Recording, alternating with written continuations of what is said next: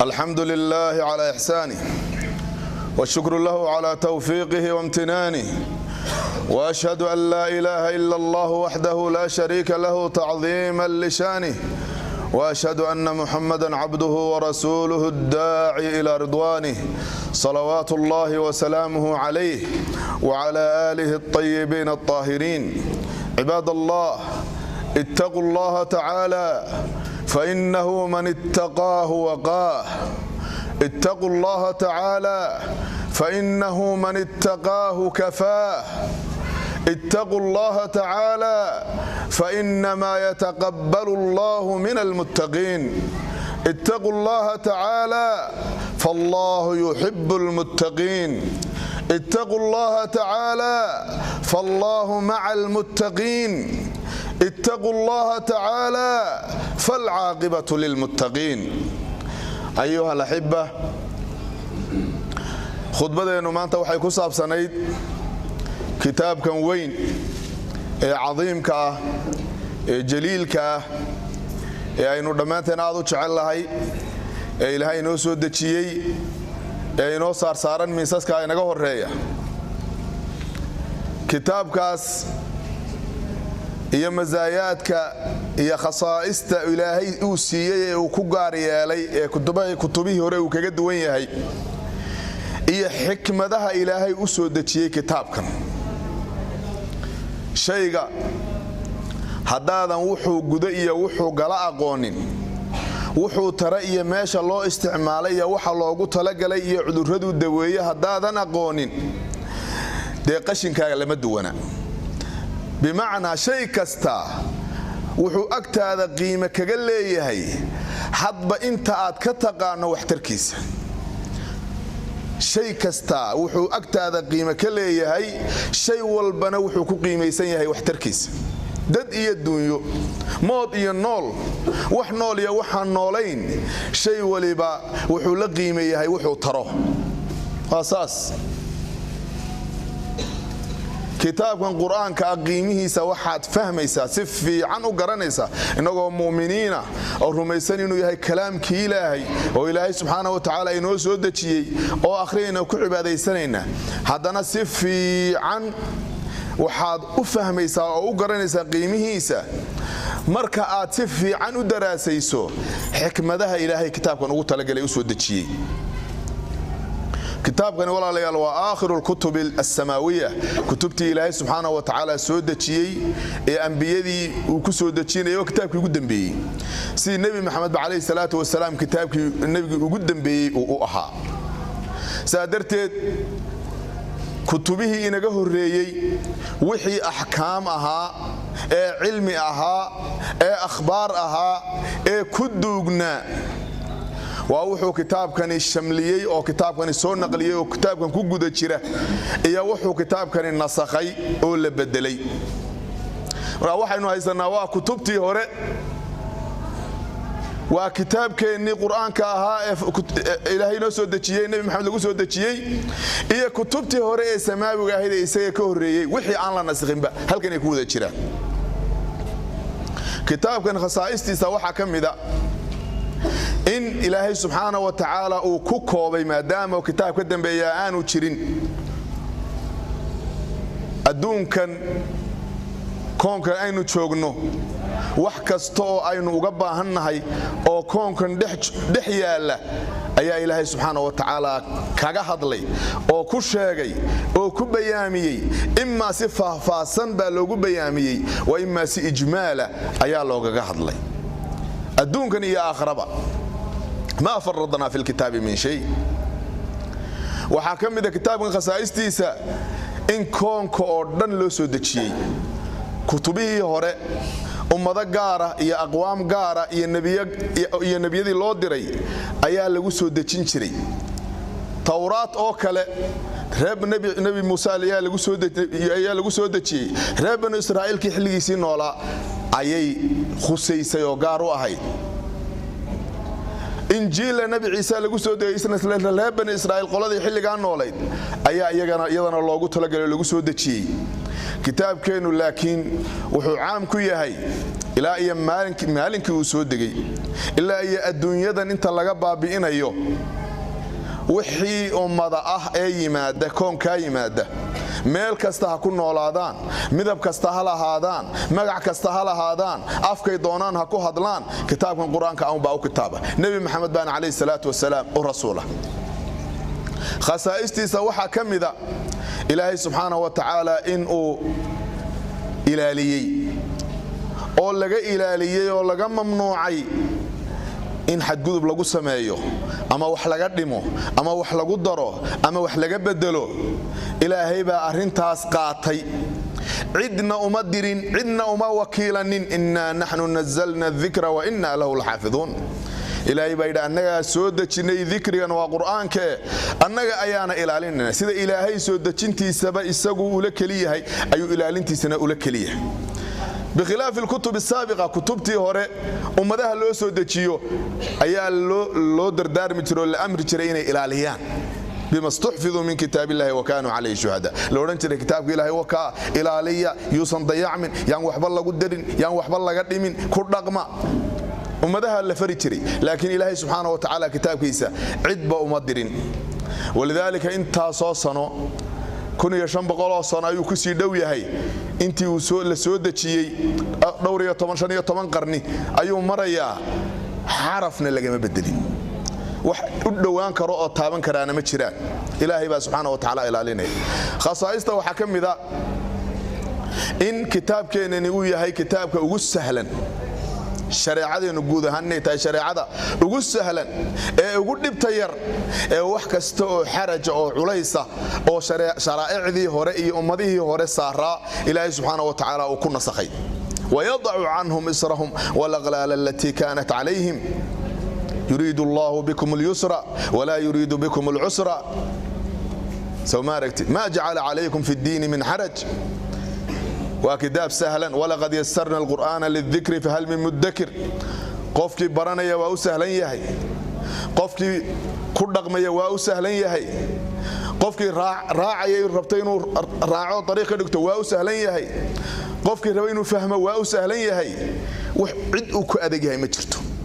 قفك إلهي ونساء وكحدي مويانه قفك إلهي قلبكيسا وقرآنك هي الدين تكدهاري ده وح قلي كرامة جيران وح قلي كرامة جيران كتابك ولا ليال هدان soo koobo xikmadaha Ilaahay u soo dajiyay koow waxa ka in ummadda lagu akhriyo lagu dul akhriyo oo la isku wacdiyo oo alfaadiisa la isku akhriyo oo tafsiirkiisa la isku akhriyo oo ahkaamtiisa la isku bayaamiyo oo la isku wacdiyo nabi maxamed baa lagu yiri qur'aanan faraqnaahu litaqra'ahu 'ala an-naasi 'ala muksin maxaa loo soo dejiyay quraanka maxaa loogu soo dejiyay faraqnaa sika kala danbaysa ayaa quraanka loo soo dejiyay litaqra'ahu 'ala an-naasi 'ala muksin lam ta'lil baa laga leeyahay si degan saad dadka ugu dul akhrido si dadka ugu waana qaataan xikmadaas loo soo dejiyay ولذلك القرآن كريم صارت واتلو عليهم نبأ ابني آدم واتلو عليهم نبأ نوح واتلو عليهم إلى آخره نبأ إبراهيم قل تعالوا أتلوا ما حرم ربكم عليكم أتلوا مثل القرآن كو أركتين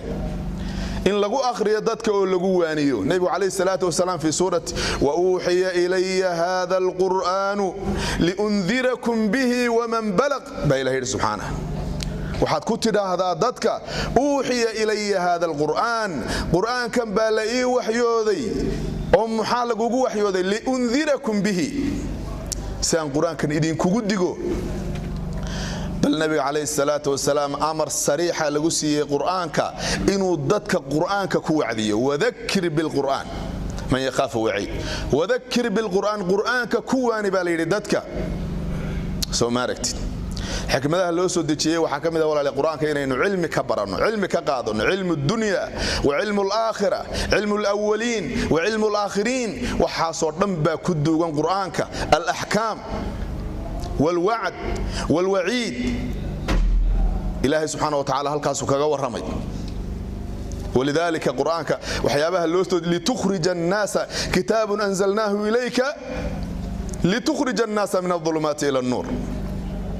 dadka inaad kaga saarto mugdiyada oo aad nuurka u saarto ayaan quraanka ugu soo dajinay jahligii baa markaa mugdiyada laga baxayo mugdigii jahliga ahaaba kamid ah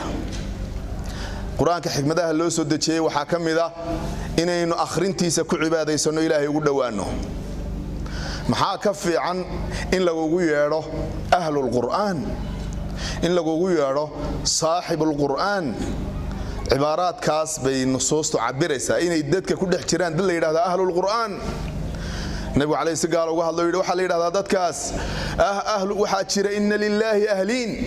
ilaahi subhanahu wa ta'ala bini aadamka ahl buu ku leeyahay ahl nabi maxamed bay alayhi ahl buu ku leeyahay markaasay saxaabadu yiraahdeen oo rasuulka ilaahayow cidda ilaahi u ahlka ahi waa ayo ilaahi cidna xigtanimo iyo qaraabanimo iyo tolnimo lama wadaagto إلهي وقلدا إلهي حكتدا وآهي واكوي أهل القرآن أهل الله وخاصته من نبي عليه الصلاة والسلام دتك قرآن كأو أهل كاهي ودتك إلهي أهل كاه